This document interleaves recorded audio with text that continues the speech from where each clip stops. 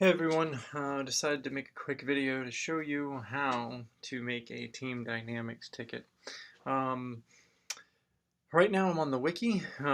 If we go here and we go to the student section, there is a section under classroom maintenance issues. Now that has a CTL work orders link for TeamDynamix. And so really the most important thing when you're on this screen, of course there are instructions that tell you how to do it, but since I'm here telling you, that's fine too, but is this link to TeamDynamix. Now, um, the computer you're working on may have that link in the bookmarks bar. You may have it pulled up at all times. One of the important things to note here, though, is that this is the CTL internal version of the ticket. There is another version of this ticket, which may be linked in your bookmarks bar incorrectly, or the one that you've been using that is not the internal version. You'll want to make sure you're using the internal version. So again, that is the link on the wiki. If for any reason you see someone using the one that doesn't say internal, and I'll show you where that is real quick, what that looks like. It's just this one, CTL Classroom Support Request. It looks the same, but it's not the internal version. Anyway, if you see that, just let somebody know, hey, this is the wrong version, or just change the bookmark yourself. So, anywho, let's get on to making a ticket. So, I'm just going to click Submit Request. Now, I'm already logged in, and you probably will be too on some other MyID Active Directory service. So, I am on the CTL SLC MyID. That's what you'll want to use anyways.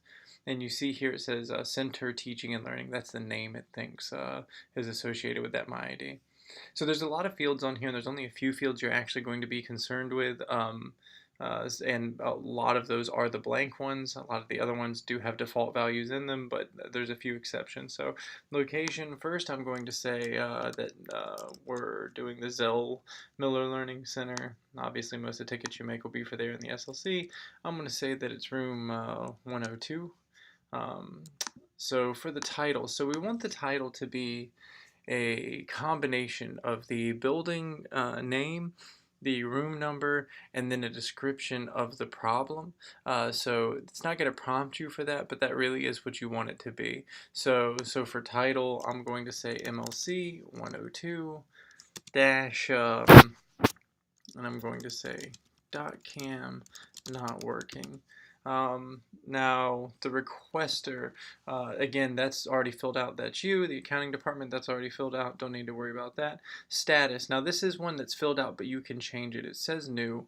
This just speaks to whether or not the work has been completed yet. So the only two statuses you'll be worried about, and there's a number of them, but the only ones you'll really care about are new and closed.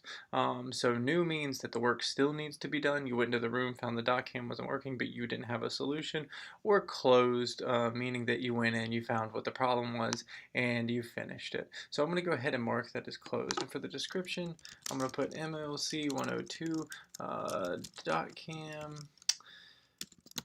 was not showing on the projector when I went in. The HDMI was plugged into HDMI in. It was then moved to HDMI out, and now it works. So we've completed that work. So temporary CTL equipment required. Again, this isn't a field you're going to need to deal with. Is equipment being sent for repair? You're not going to need to deal with that one. The attachment is for a picture. If you really had something that could only be visually explained, you could snap a photo and attach it there. Most people won't do that. That's fine. Problem type. So this was a video problem. You could say if you weren't able to turn on the projector at all, that would be a control issue. Audio, you can kind of guess what these other art facilities has to deal with issues in the room, a chair being broken, or a temperature issue. AV affected, this affected the .cam. Now I just want to let you know, you're not always going to be able to clearly pick something here. There's going to be user error. I mean, I might mark that as other, but the general idea is if you have that info, that's great, put it there. Responsible, you can leave this just the way it is. That's who's going to see the ticket.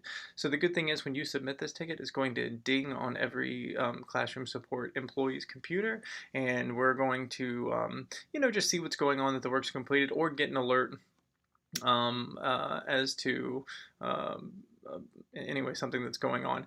This is not a replacement for a phone call. This is just in addition to, this is to let someone know that you did your work. Tags, associated tags, you don't need to worry about that either. And then when you're all done, you could just click request right there. That's again going to send an email out to everybody. Now you want to make tickets for all work that you do, so that we can track what's going on in classrooms. So if there's been 8 different shifts that day in terms of the number of people that have come and gone at the desk, and we've responded to the same issue 6 times, but nobody's made tickets, we won't know. So the thing is when you make those tickets and when we're all able to see them, you can notice the pattern real quick and go, wait, I think there's something more serious happening in this room.